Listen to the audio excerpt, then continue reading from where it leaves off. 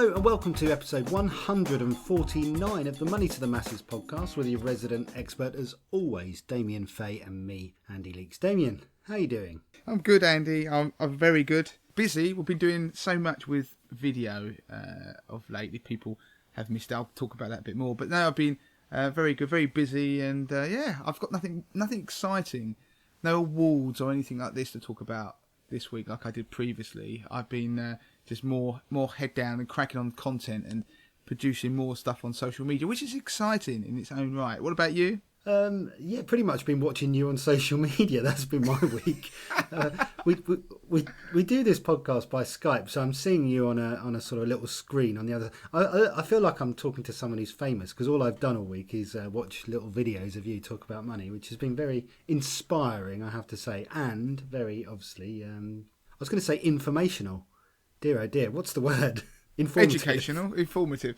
Yeah, I mean, for people who listen to the podcast, you may or may not be aware or even use Facebook that much. But if you don't, then obviously you are a rarity. But do go on to Facebook, because one of the pieces I'm doing today is going to be pulling some of the highlights from this campaign that I'm doing, which is we need to talk about money. So that's the hashtag that I'm using on all social media channels. And as I explained, I think it was last week, well, the aim of it is really to talk in bite-sized chunks, 60-second videos to explain something as succinctly and fully as I can, but just to make it engaging. It pretty much is just me in front of a whiteboard talking about something to educate people and trying to make it informative, but in a way that isn't this engaging, because I get that money can be fairly dull at times, but so we get straight to the point. So if you've not seen them, do go and follow them. At the moment, the time I'm talking now, I think we're on day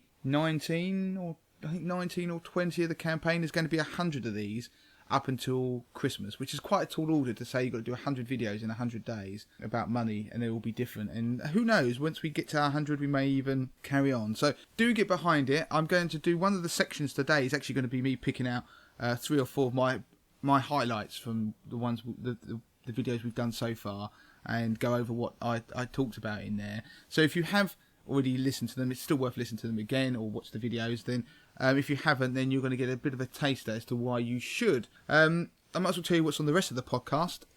One of the things is I'm going to talk about final salary pensions and about transferring them, and it's quite topical at the moment about final salary pensions, particularly about how you take tax-free cash.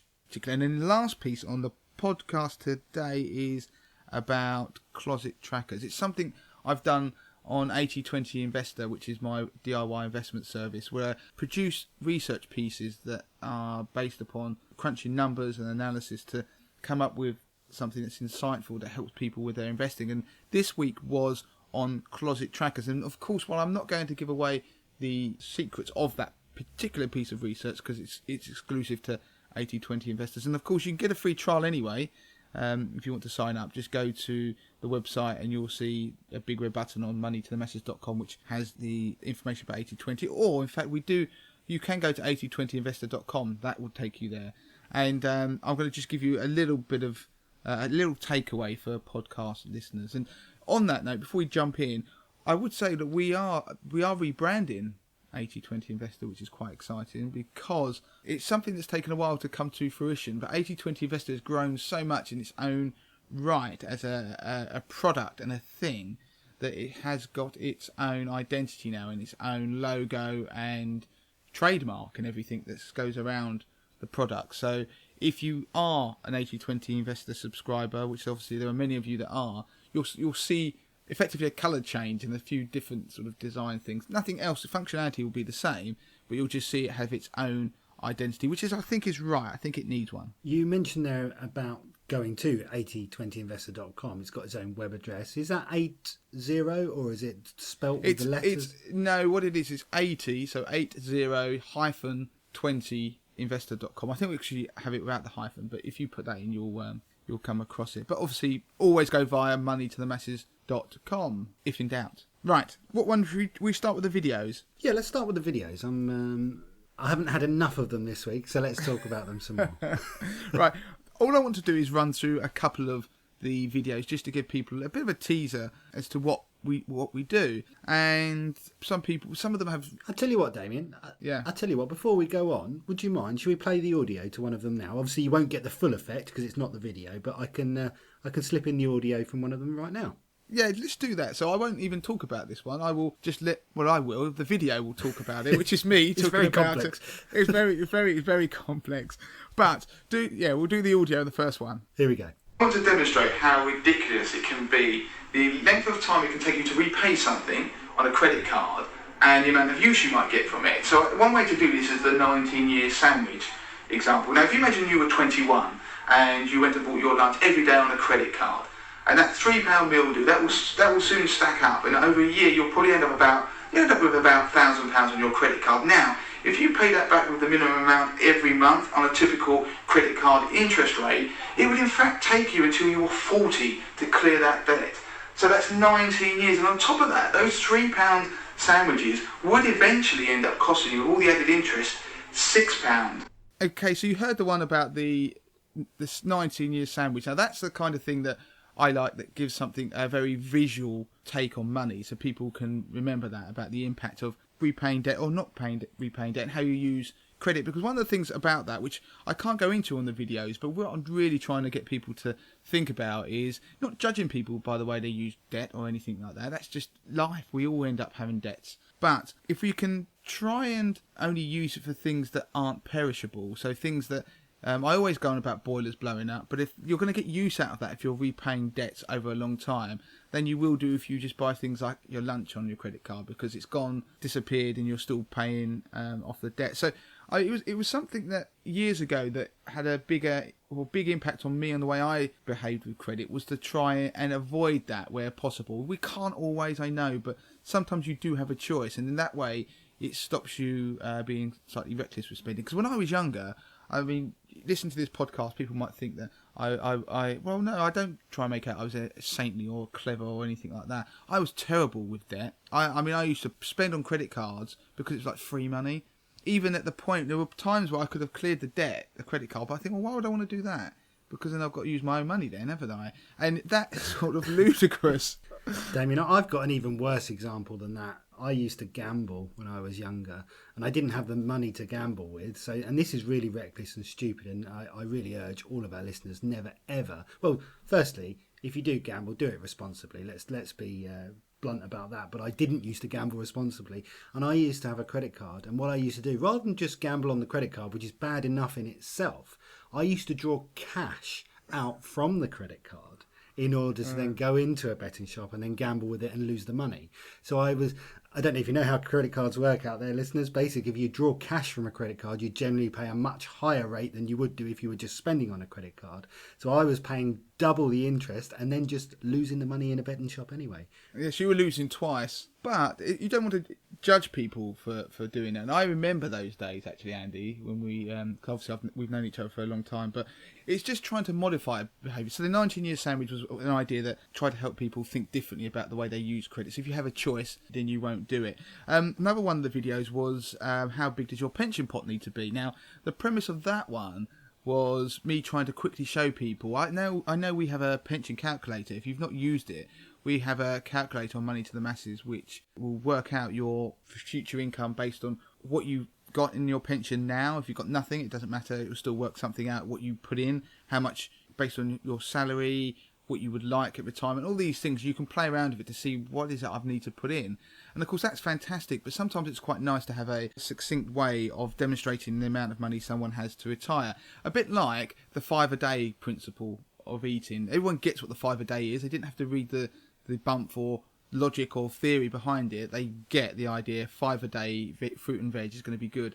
So the equivalent was for the pension one was the unlucky 13. And I do a bit of maths very quickly in the video just to demonstrate that realistically you're going to be looking at a pension pot needs to be around 13 times your gross salary if you are going to have a sustainable retirement income. And I explain why that is, but it's just quite nice to have that idea. If you just take what you're earning now and you times it by 13, that is in today's money what you're going to need if you were to retire today and have the same lifestyle. That is roughly what you're going to need. So people listen to this podcast already have then gone, 13 times what I earn. Jesus, that's a lot. But that is the reality of it. My other favourite was one called The Rule of 72. And we touched upon it probably in a really early podcast we ever did. And it can also be the Rule of 70, which is a way of working out how long it takes for your money to double given a certain rate of interest or an investment growth rate. So if you were let's say you had you were getting 5% a year on an investment, for example, how long will it take for your money to double? And for a lot of people, that's what they really think about, because percentages don't really work for a lot of people. So people find them hard to visualize. So what you do is you take 70, so it's easier to do rather than 72. Take the number 70 and you divide the rate of interest into the number 70. So in that case, it's 14. So in 14 years, your money will have doubled if you have 5% a year growth on it, whether it's interest or investment. So it's a great way of trying to visualize what you need and how your money will grow. And the other one, which was one that I love things that do with mathematics, and that's obviously because of my background, but I love the idea of very simple maths that can have a really powerful impact. And it was one that I took from a podcast but distilled it down into some powerful numbers, and it was the one about how you repay your debt, and it was about where you pay the minimum. We all tend to pay the minimum on our credit cards. That's what they want you to do because it takes you forever to repay them.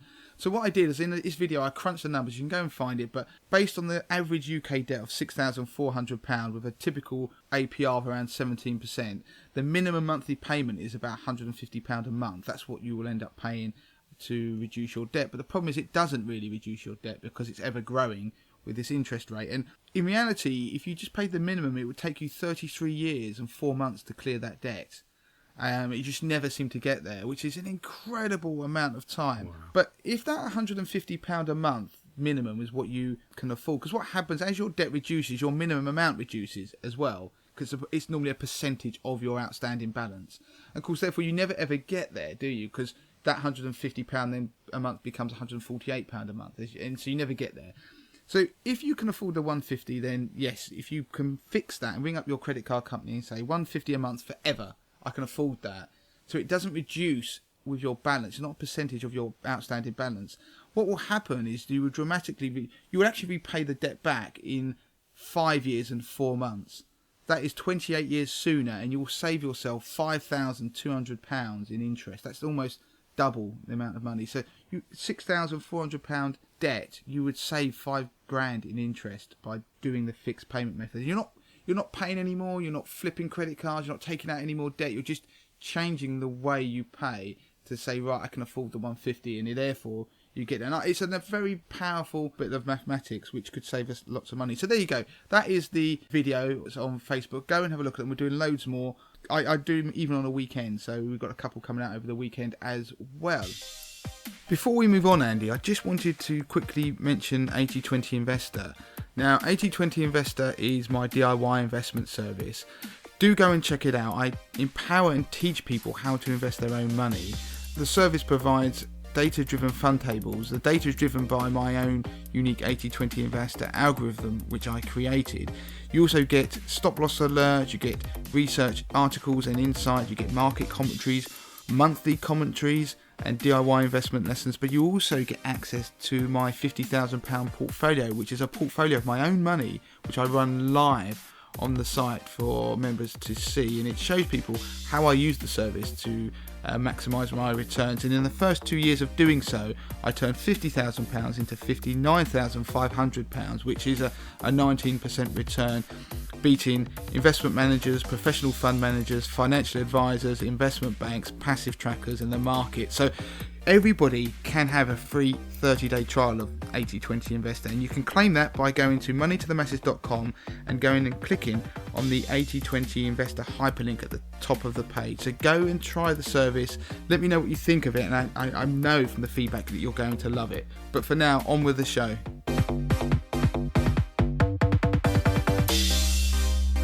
Okay, talking about closet trackers then. What's this all about? Closet trackers, right? It's a term that you can use to describe a fund that is tracking an index, but it shouldn't be. So you get passive funds out there. So let's just keep it simple. The FTSE 100 is a well-known index. So you get tracker funds. All they do is mimic what the FTSE 100 does.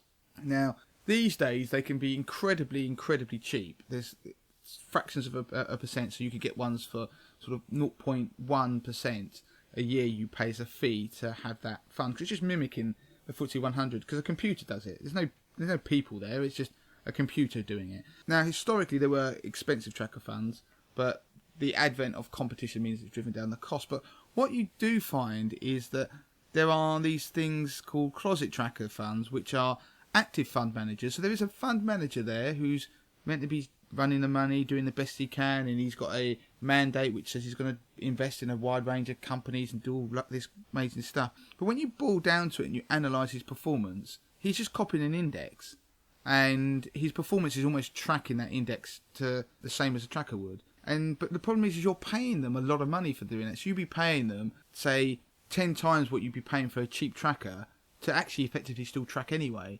And you can't tell this as an investor. How would you know that?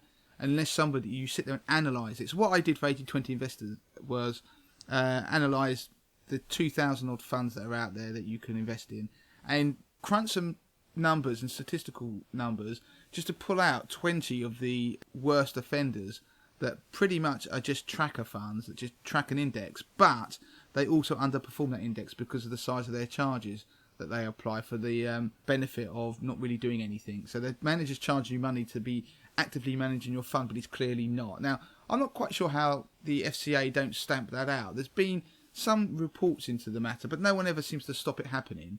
And I think it's slightly disgraceful. But the 20 we picked out had in total £10 billion of money invested in them by UK consumers. So £10 billion for something that is doing what it's promising to do, which is a bit of a scandal, really. And the point I want to take away, because obviously I'm not going to sit there and list them all, because that's what part of 80/20 is, but one common theme that I want people to take away from the research was when you list all these things, the biggest offenders bar none are banks. So we're talking the Halifax. They seem to specialise in these things. Strange that, isn't it?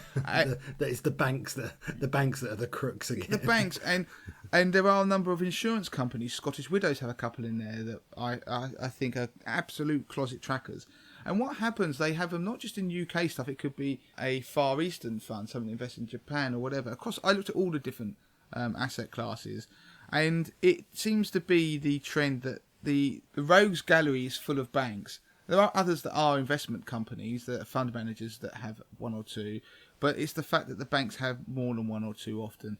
And the reason that occurs is because they have huge distribution networks that have historically they've had salesmen going out there selling pensions or whatever it is, ISAs, and they have their standard fund. They don't have a range of funds. There's not thousands for you to choose from. There'll be 2 or 3 funds in each area, so there'll be like a FTSE 100 fund of some kind, or just a UK growth fund. That's the Halifax one. I'll tell you that one for free.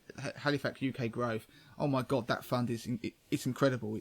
I think it's got on its own. I think that one might be even north of £1 billion. It's a huge fund, but it just massively underperforms, and it effectively just tracks a benchmark very badly. So it's not supposed to. That's not what it says it will do. But stack it high, sell it cheap, just sell what's easy, basically, isn't it? It's once you're in there already talking to their clients, it's just bang, we'll add one of them in. There we go. We've got a UK fund you could be invested in, but there is no choice. It's a rubbish one. And of course, what it means for people is that they should be. I pulled out this list of these funds because I know there are people who buy and hold funds. I don't expect everyone to be doing 80/20 investor style, like momentum based investing all the time. Some people like to have a part of their portfolio that they buy and hold. Different strategies is perfect, merging the sort of mix and match, nothing wrong with that. But closet trackers, you don't want to be in them, because what you end up doing is you're better off just going and buy the index they're effectively tracking that they're not supposed to be, but they are their benchmark, and just buy a really, really cheap ETF and just follow that, because then you'd actually make more money. So yeah, that's the rule. So avoid banks. Don't ever invest through your bank if you can, because you're going to get a bad deal. Good. Final salary pension schemes. Yeah. What do we got on this one? Well, this is those lucky devils that have those. Or are they lucky? You're going to tell me. Well, they are pretty much. The default advice is that, like you say, if you've got a final salary scheme, keep it.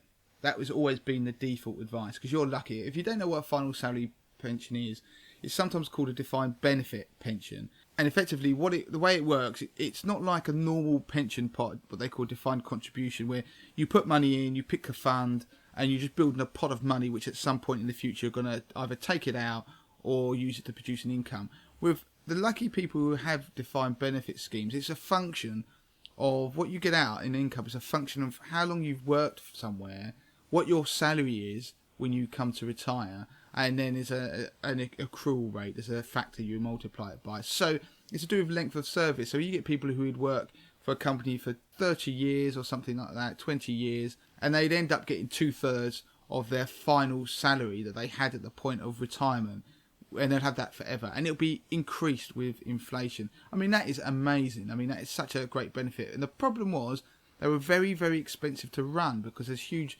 liabilities that they've got to they produce, haven't they? Because don't forget, all these people who then retire and keep living on and on and on, they've got to keep paying these pensions, so they have to invest the money in the background to be able to generate the returns. Of course, the companies have to keep topping up the pot to make sure there's enough money in there to pay these pensioners. So what happened is we got rid of them. Generally speaking, they became too expensive to run. Now, with the advent of all the pension freedoms, where you could go and just encash your pension, your normal pension, like a defined contribution one, you know, this one where you put your money in a pension piggy bank effectively, and then you could just take it out when you got to 55, and you'd get 25% tax free typically, and then the rest of it is taxed as income. But of course, what they did when they brought the rules in, they said, no, you final salary people can't do this. You already got a good deal, and also because of the how you value what a final salary pension is worth, they just thought what people would do is just go and take all the money out because it'd be a big sum of money. Then the rules were slightly relaxed, and people were able to then start being able to move them. So most of the people with final salary pensions have the ability now to be able to move their pension and transfer them into a standard SIP or personal pension, and take a cash sum and then encash it if they wanted. So that the rules changed. So everyone got excited about this because it meant these people on these decent pensions could suddenly take out big pots of money. And don't forget, there were some people who had final salary pensions that weren't very big.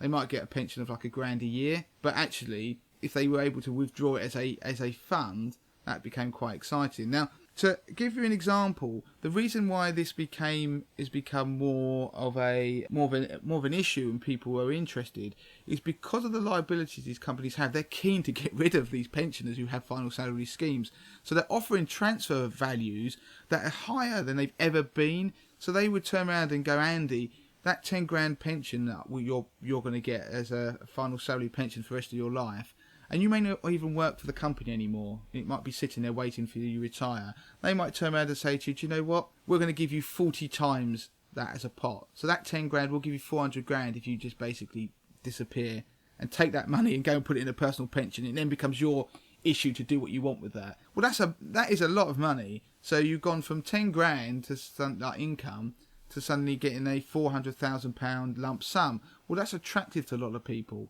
And what it's also done is it's opened up a potential, an interesting quirk that some of the papers, one of the newspapers picked up on it. And let's just say, for example, you had a 10 grand final salary pension. Typically what they do, you can decide to take some of that as tax-free cash, you know, like a normal pension. You can decide to have some of that. And the way they normally work it out is they'll go, right, we'll multiply it by 20. That gives you a notional value of what your final salary pot is. And then you can have 25% of that. So that will work out, in that example, to 50 grand. And so they'll go, right, you can have 50 grand cash, and obviously you have a slightly reduced pension now. You don't get the 10 grand a year, you get something slightly less. But of course, with this rise in the value, these historic high levels, they're just trying to get rid of you, basically bribe people to leave their schemes. You could actually get 40 times that as 40 times the annual pension, so 40 times 10 grand as a lump sum. If you took that 400 grand and put it into a personal pension, you could then encash it, take 25% of that as tax-free cash the next day. And if you followed me and do the maths, that means that you can take 100 grand out of your pension as tax-free lump sum, rather than 50 when it was in the final salary scheme. So what I'm just saying is that there has been you can, depending on how generous their bribe is to get rid of you, you could overnight double the amount of tax-free cash you get by actually taking their offer to get rid of you, and you go and transfer it. So people are getting interested. So the first thing is to tell people that is possible. So some people might go, well, I didn't know you could theoretically do that. well, if you want to know what the value, if you've got a final salary pension, is what the transfer value is that your scheme would offer you to leave, then go and ask them. And you may then wonder, well, is that good value or not historically? If you do want to know that, if you Google, should I transfer my final salary pension, you will find an article that I wrote about a few months ago on the topic. And in there is a calculator that does an estimate of whether it's any good or not based on some historical norms, which you might find useful. Damien, is there scope for haggling in your experience? Because obviously these schemes are keen for you to leave and they're going to come up with an offer, which you've already said is potentially going to be quite a good offer. Do you think there's scope for haggling? Is there going to be like an account manager at the other end that might sort of squeeze it up a touch? Well, I wouldn't say they would probably be at haggling as such, but there's certainly they do fluctuate in value, because in September, then when you look at them broadly, there was a drop in the size of the transfer values that were being offered by lots of schemes, and it's down to the way they calculate it to do with sort of investment growth and things like that. So it will fluctuate. It certainly will fluctuate. Whether you could haggle, I don't know. I doubt it, because it would be you'd have to come up with a reason why you think it'd be higher. But the point is that they vary, which is what, Gavin, to your point, they do vary. Which is a similar sort of thing, isn't it? If you're not happy at the time, then hold that thought and try again and check it again when market conditions have maybe changed. Yeah, and it's no one answer. Different schemes do different things. But obviously, so that's just interesting for people out there. If you're intrigued in whether you should, I wrote an article on it. If you go and find it, and you can search on our site to find it, so it gives you a bit more information. But one of the key things I wanted to really pull out and finish on is the pros and cons of transferring your final salary scheme, because at the start of this piece I said that the historical advice has always been keep your final salary pension. They're brilliant, they're wonderful, but of course that was before a lot of these companies were then offering ridiculous transfer values to make you leave. And so that changes it slightly. So it's no longer such a easy answer, just don't do it. For most people, it will be still keep your final salary, but you need someone to look into it for you. The pros of doing it is obviously you could get more tax-free cash. You could end up, means you can manage your money. You could use some more of that pension pot to do things if you wanted, particularly if your final salary pension isn't particularly big. And it's not going to make not much of a difference to your retirement anyway. You're not planning on keeping it, if that makes sense, because it's not going to.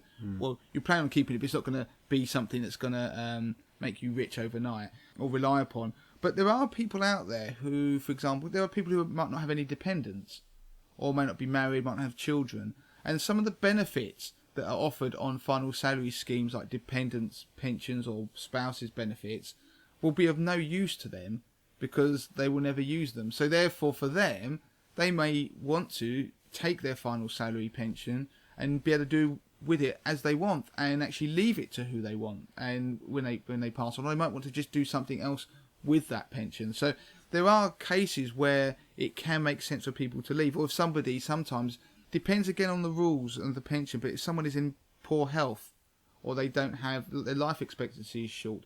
Problem is with a lot of final salary pensions, depends on the scheme again, and whether there are other benefits. You die, it disappears. There is no. Do you know what I mean? That's it. It's gone. Whereas a pension pot, you can pass on to people. So, you could pass on like a lump sum. So it's one of those things you've got to get advice on. But it's just interesting that the decision has become a little bit greyer. It used to be black and white, but now it's become much bigger grey area in the middle. One of the cons why you wouldn't want to do it is the loss of the guarantee of a pension, but in particular the loss of the linking to inflation on a pension, because one of the videos going full circle, interestingly, I'm doing on the what I did on the We Need to Talk About Money series on Facebook, was talking about the impact of inflation. I demonstrate it quickly about what it means to you, so it's a bit of an eye opener for people. And the problem is when you get to retirement, then very quickly you can get to the point where your purchasing power of your pension can halve, and so it means you can buy half as much stuff as you wanted, which is fine if your needs diminish, but for most people they'd like to think they could have a retirement they wanted. But that's going to be an issue if you don't have a pension that's growing with inflation, and for a lot of people they don't, and they're not planning on that. They just look at it in terms of nominal numbers as in today. So yeah, that's it. I don't want to say any more on the final salary stuff, but it's just an interesting area. There's a great article I've done, he says rather modestly, to read, and you should seek advice, but the area is a little bit grayer. But that final thing, actually, I said I didn't want to say anything more. One final thing, the FCA have been quite starting to look into the advice people are getting more and more, because obviously it's very, very lucrative for financial advisors to be part of a transfer of such a large sum, and they can take a slice of it and manage it for you. So there's been people popping up who are doing financial advice on defined benefit transfers, on final salary pension transfers. But the FCA, I think they were suggesting that about a third of the advice wasn't that great and wasn't suitable. So do be careful. That's all I'm saying to people. If you're going to think about it, seek advice. Good. Another fantastic 30 minutes, even if I do say so myself. We've done the We Need to Talk About Money. Make sure you get onto Facebook, Instagram, Twitter, those kind of things where you can see Damien doing his stuff. It's brilliant stuff. We've talked about final salary schemes and closet trackers. That's a pretty good 30 minutes. Before we go, we must remind you to please do log on and review the podcast. You can do that through iTunes. You need to search for the podcast, search for Money to the Masses. When you do, find it, click on the logo there. It then gives you the option to write a review. We've had a couple of good reviews this week. My particular favourite this week, Damien, it says, this is from Super Money Woman on the 29th of September. Well done for a great show. I love it when the presenters get all moist with steamy windows. You'd need to listen to one of our more recent podcasts to understand what that means, but I'll leave that one there. Damien, 150 next week. We're 150 podcasts old. Yeah, we are, which is quite a feat. It seems to have passed me by almost, but I feel like we should do something. But I'm probably going to be too busy filming videos for Facebook. But yeah. We'll have some party poppers and a slice of cake, and we should have thought about it, and maybe we should have done it live on Facebook Live or something like that. I do want to. Facebook Live is going to be an inevitability, because I'm going to do some of the videos on Facebook Live, I think, at some point. So I would like to do the podcast or live as well. I think that would be really, really good fun. Right, that's it for this week. Don't forget to leave a review, as Andy said, and you can contact me on Twitter, Money to the Masses. Until next week. Don't forget to claim your free copy of Damien's best-selling book, The 30-Day Money Plan. Sort your finances in just 5 minutes a day, worth $4.99. Just go to moneytothemasses.com/podcast to find out how.